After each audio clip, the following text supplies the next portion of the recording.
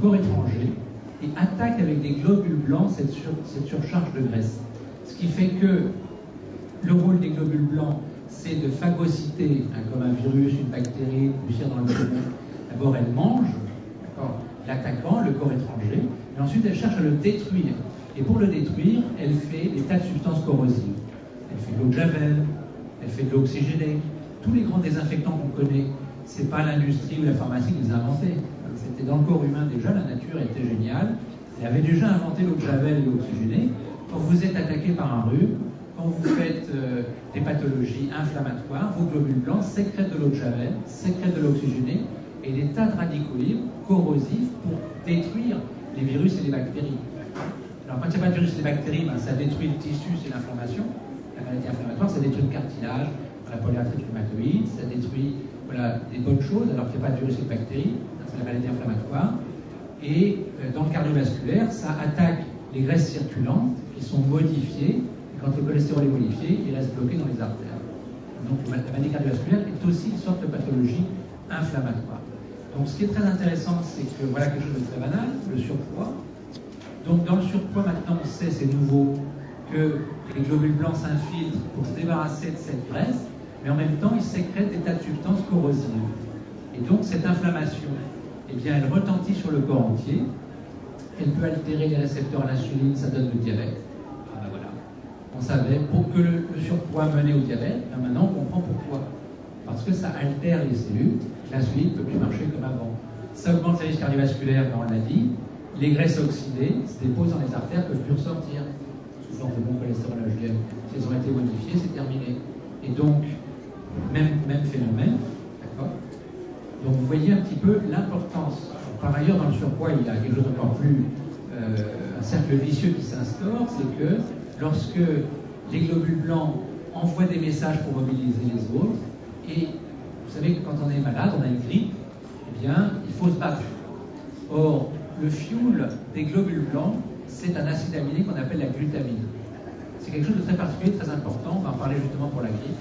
C'est que, contrairement à la plupart des cellules qui prennent leur énergie du sucre ou des graisses, c'est le carburant principal, eh bien, les globules blancs utilisent la glutamine en acide aminé. Alors, qu'est-ce qui va se passer si on est infecté? Eh bien, les globules blancs vont envoyer un message pour défaire du muscle, pour libérer la glutamine au profit des globules blancs. Donc, vous savez, quand on a une maladie infectieuse, on perd du poids, on perd du muscle, on maigrit. Et plus l'infection est chronique, comme dans le sida, eh bien, on perd beaucoup de poids, on devient maigre. D'accord? Plus l'infection est chronique, plus on devient maigre. Parce qu'on perd du muscle pour essayer de se défendre, pour donner du fuel aux globules blancs. Et bien, c'est la même chose dans le surpoids. Alors là, c'est bizarre, vous me direz, maintenant, dans le surpoids, il y a trop de poids, comme ils maigrissent. Oui, mais ils maigrissent de quoi? Du muscle. Donc l'excès de graisse fait perdre du muscle. Vous voyez le problème? C'est que c'est le muscle qui dépense. Donc, tant qu'on ne savait pas ça, c'était impossible de sortir du surpoids. Parce que si on ne casse pas l'inflammation, vous avez un excès de graisse qui bouffe du muscle et c'est le muscle qui dépense.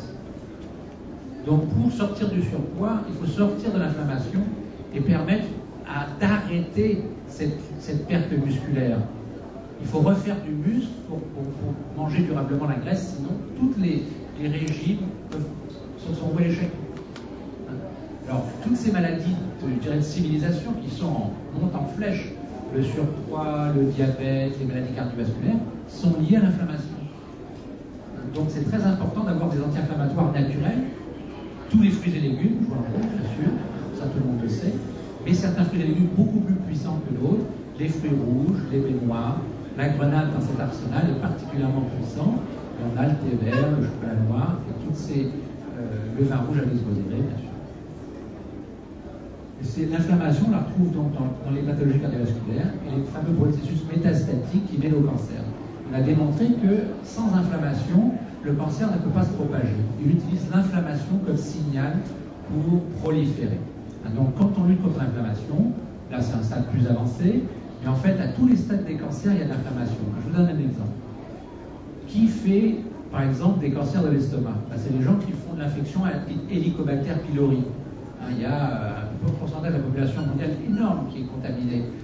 Alors l'Helicobacter pylori, c'est une bactérie particulière qui résiste à l'acide chlorhydrique de l'estomac. D'accord? C'est très acide l'estomac, ça tue tous les virus et les bactéries, mais lui, malheureusement, il aime ça, et donc il reste là, il ne faut pas le détruire. Puis il y a des gens qui ont moins d'acidité. Bon. Et bien ça fait une infection chronique, les globules blancs ils viennent pour l'attaquer, les globules blancs ils sécrètent, on l'a dit, de l'eau de javel, de l'eau oxygénée, ils enflamment le tube digestif, ça donne l'ulcère de l'estomac. Et à force d'avoir l'inflammation, l'ulcère de l'estomac endommage les gènes, ça donne les cancers. Une inflammation chronique mène au cancer. Autre exemple, l'hépatite chronique. J'ai une hépatite chronique dans le foie, je lutte contre les virus, les globules blancs ils sécrètent des tas de corrosifs, inflammation, ça donne ce qu'on appelle la cirrhose du foie. Après la cirrhose, le cancer du foie. Troisième exemple, l'infection du col de l'utérus. Les jeunes filles qui ont des rapports non protégés, elles se ramassent du chlamydier, des papillomavirus, etc. Ça donne une inflammation du col, que dépistent les gynécologues avec une coloration. L'inflammation mène au cancer du col utérin. C'est tac, tac, tac, inflammation chronique, cancer. Bon, donc à l'initiation des cancers. Et ensuite, dans la propagation, l'inflammation est très importante. Donc, vous voyez que l'inflammation est une clé pour comprendre aujourd'hui la plupart des pathologies, qu'elles soient simples.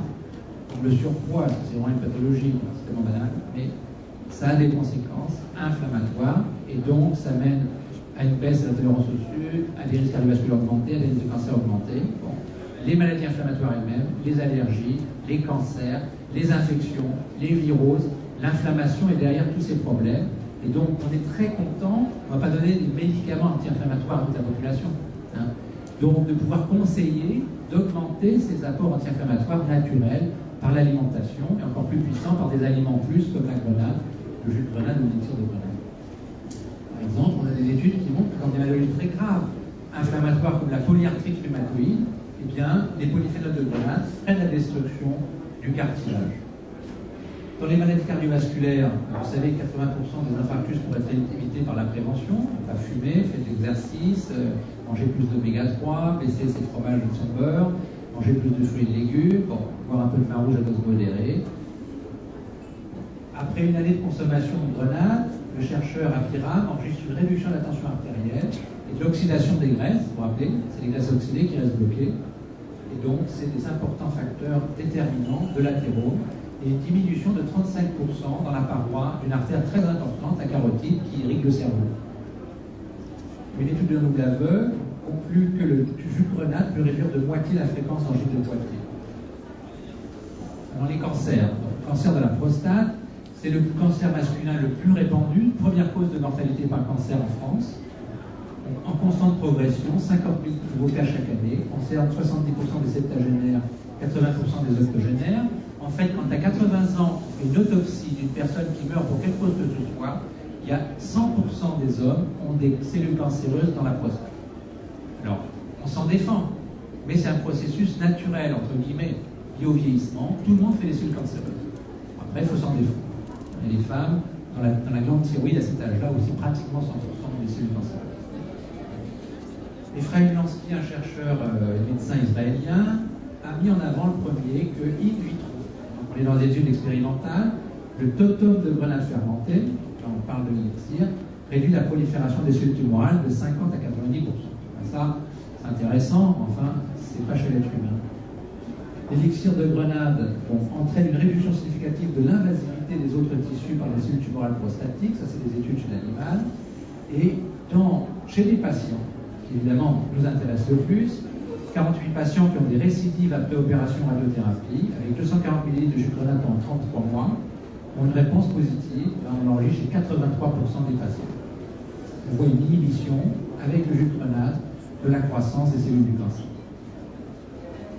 Dans le cancer de la prostate, plus la progression d'un marqueur qu'on appelle le PSA est lente, plus le pronostic est bon. Alors, on a une réduction avec le jus de grenade de la progression, le temps de doublement du PSA est fortement ralenti. Et donc, la personne qui a fait cette étude pentue dit qu'il n'est pas question de parler de guérison, mais le jus de grenade semble avoir une grande influence sur la croissance de la tumeur. Et au-delà, je dirais, un autre chercheur, c'est récent, 2008, a publié une étude indiquant que les polyphénols de grenade peuvent contribuer à combattre les mécanismes de résistance des cellules au traitement. Et c'est ce qui intéresse le plus aujourd'hui, c'est que l'extrait de jus de grenade lyophilisé ralentit efficacement la croissance des cellules tumorales au point invasives, ne répondant plus à un traitement hormonal. Donc les cas les plus graves, les cas mortels, c'est-à-dire les gens qui ont un cancer de la prostate qui résistent au traitement, en prenant l'élixir de grenade, peuvent resensibiliser leurs cellules tumorales à l'action des chimios, radiothérapies, ce qu'on appelle la trithérapie avec le traitement hormonal, et donc avoir une chance de regagner la bataille, malgré le fait que le traitement classique ne marche plus. Par ailleurs, ces polyphénols protègent les cellules saines des effets secondaires négatifs des traitements à chimiothérapie, radiothérapie. C'est agressif. Bon, on est content que ce soit agressif pour les mauvaises cellules, mais c'est agressif sur les bonnes cellules. Là, on a un effet protecteur. Voilà. Et on a des études qui suggèrent un effet intéressant aussi. Dans d'autres cancers, c'est la prostate qui était très étudiée. Mais dans le cancer du sein, on a déjà des études qui indiquent un intérêt similaire. Cancer du poumon, de la peau, du côlon et de certaines cellules. Alors maintenant la grippe, puisque c'est d'actualité. La grippe A, il y a des controverses. Si vous voulez, beaucoup de gens n'y croient pas parce que la grippe aviaire a été l'objet de médiatisation considérable et en fait c'est avéré qu'elle n'a pas été terrible pour les humains, donc on a eu chaud et cette fois-ci les gens n'y croient pas trop. Derrière ça, il y a des laboratoires qui fabriquent par milliards des doses de vaccins. Et ça, aujourd'hui, ça pose des questions, d'autant plus que ce vaccin n'est pas validé vraiment, enfin, il est validé à la hâte et personne ne connaît son efficacité. Bon. Donc, si vous voulez, ça fait beaucoup poser de questions, y compris chez les médecins. Parce que pour la première fois de l'histoire, moi j'avais vu ça depuis que je suis médecin, les médecins résistent à l'idée de vacciner les gens. Il y a une forte proportion de médecins qui ne sont pas du tout d'accord. On n'a jamais vu ça. Bon. Donc, la grippe A, globalement, je vais être assez rapide parce qu'on ne peut pas en faire l'historique, mais donc c'est la même grippe que la grippe espagnole, mais simplement elle a muté. Elle revient après 50 ans d'absence. Depuis 1957, elle avait disparu. Donc voilà, la grippe espagnole qui revient sous une autre forme. Heureusement, elle est moins dangereuse. Et selon les spécialistes, elle est quand même, Antoine Flau, qui est l'épidémiologiste de référence en France, pense qu'elle est 100 fois plus mortelle que la grippe saisonnière. Et donc il y a un décès pour 1 million dans la grippe saisonnière. Dans les études qui ont été faites dans les dom-toms, il y a eu un décès pour 10 000. Et par ailleurs, quand même, ce qui est relativement plus inquiétant, c'est que 40% des décès sont chez des gens en bonne santé, jeunes ou des femmes enceintes, qui n'avaient aucun facteur de risque particulier. Un dernier décès en France, c'est un jeune de 26 ans à Saint-Étienne, qui n'avait absolument aucun facteur de risque. Donc d'habitude, c'est quand même des gens fragiles, diabétiques, insuffisants respiratoires, qui ont des problèmes qui sont touchés. Là, on est face à un problème assez plus important et la vitesse de propagation de la grippe A est très rapide. Donc, si on ne peut pas faire la vaccination, le Tamiflu, on l'a testé, on sait que ça ne fait que raccourcir d'un jour la durée de la maladie. Bon, en plus, il y a des effets secondaires, ça donne des nausées, etc. Qu'est-ce qu'on fait ? Eh bien, il faut comprendre que la grippe, comme toute infection, est liée à une vulnérabilité. D'abord, regardez vous-même, quand est-ce que vous êtes chopé un rhume, une angine, une grippe? C'était quand vous étiez fatigué. C'est quasiment à 100% des personnes fatiguées.